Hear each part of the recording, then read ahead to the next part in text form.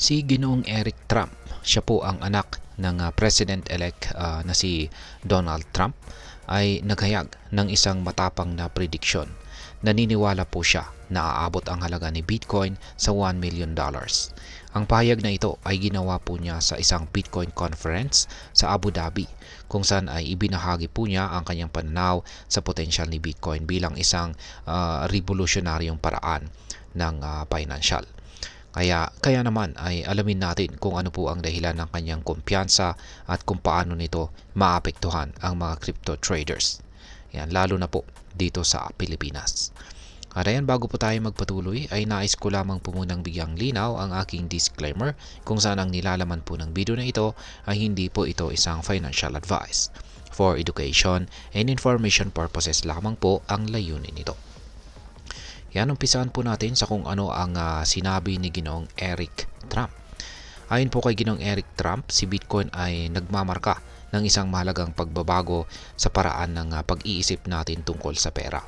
Tinukoy po niya ang mga pangunahing katangian ni Bitcoin na sa tingin niya ay magdadala ng tagumpay dito. Kasama po rito ang una ay ang resistance sa censorship. Dahil po sa decentralized na likas ni Bitcoin, hindi po ito kontrolado ng anumang gobyerno o institutions. Pangalawa ay ang kanyang supply cap. Yan, supply cap. Ang limitadong bilang ni Bitcoin, kung saan ay nasa 21 million lamang, ay nagpapataas po ng halaga nito sa paglipas ng panahon. At ang pangatlo ay ang instant liquidity. Madali pong maibenta o mabili si Bitcoin anumang oras, kahit pa sa Sabado o hating gabi. Kaya sinabi na rin po niya na si Bitcoin ay nagbago ng paraan ng kanyang negosyo sa pag-manage ng treasury, pagtanggap ng bayad at pagbabayad. Sa madaling salita ay nakikita niya ito bilang isang mas mabilis, mas epektibo at mas demokratikong sistema ng financial. Ngayon ay paano po nakakaapekto ang pahayag na ito sa crypto market? Ang pro-crypto stance ng pamilya ni Trump ay nagdala ng positibong epekto sa Binance market. Matapos po ang halalan ni Donald Trump ay tumaas po si Bitcoin ng 47% sa loob lamang ng isang buwan. Ito po ay nagpapakita ng kumpiyansa ng market na ang bagong administrasyon ay magiging pabor sa cryptocurrencies. Bukod dito, ang mga malalaking prediction tulad po ng kay Ginoong Eric Trump ay nagbibigay po ito ng inspirasyon sa maraming investors na patuloy na mag-hold ng kanilang Bitcoin. Ang ganito pong klase ng optimism ay maaring magdulot ng mas mataas na demand, kung saan sa huli ay maaring magpataas pa ng presyo ni Bitcoin. Ngayon ay totoo ba ang target na $1 million? Marami pong mga eksperto ang sumasang-ayon na possible ang target na ito, ngunit hindi ito mangyayari ng biglaan. Halimbawa, sinabi po ni Lynn Alden, isang investment strategist, na maaring maabot ang presyong $1 million ni Bitcoin pagsapit po ng taong 2035. Ang Bernstein Asset Management naman ay nagbigay ng mas agresibong target na 2033. Ang mga ganitong prediction ay base po sa historical performance ni Bitcoin, kung saan nagpakita po ito ng patuloy na pagtaas sa kabila ng mga volatility o mabilisang pagbabago ng presyo. Ngayon ay ano naman po ang epekto nito? Yan, para sa atin bilang mga Pinoy crypto trader o investor ni Bitcoin. Yan, para sa atin ang balitang ito ay maaari pong magbigay ng bagong pananaw sa halaga ni Bitcoin bilang isang long-term investment. Sa halip po na tumuon lamang sa short-term trading, maaaring maingganyo ang mga Pinoy na mag-hold ng kanilang crypto assets habang umaasa sa mas mataas na presyo sa hinaharap. Ngunit mahalaga pong tandaan na ang ganitong klase ng prediction ay hindi po garantisado.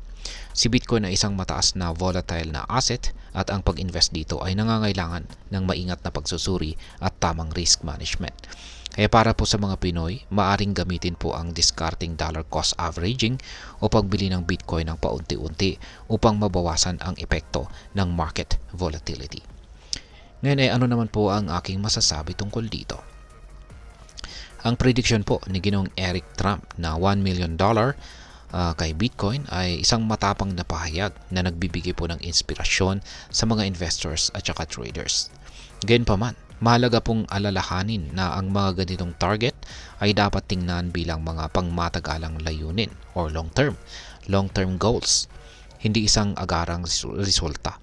Si Bitcoin ay patuloy po na nagiging pangunahing asset sa financial world or mundo ng finance.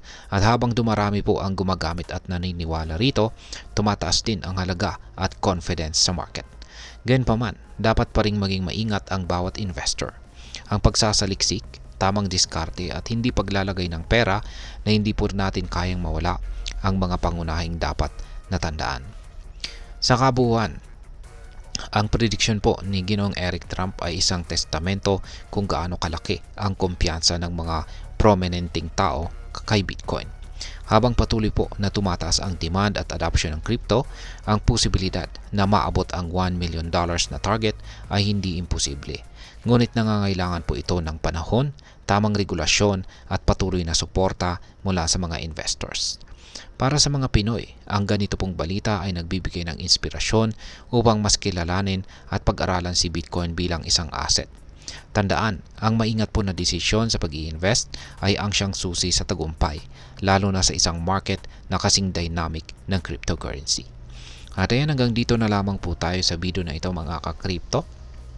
Sana po ay inyong nagustuhan ang aking paliwanag sa video na ito. Kung inyo po itong nagustuhan, pakiclick lamang po ang like button nito. Marami pong salamat sa panunood, ingat po tayo lagi at God bless po sa ating lahat.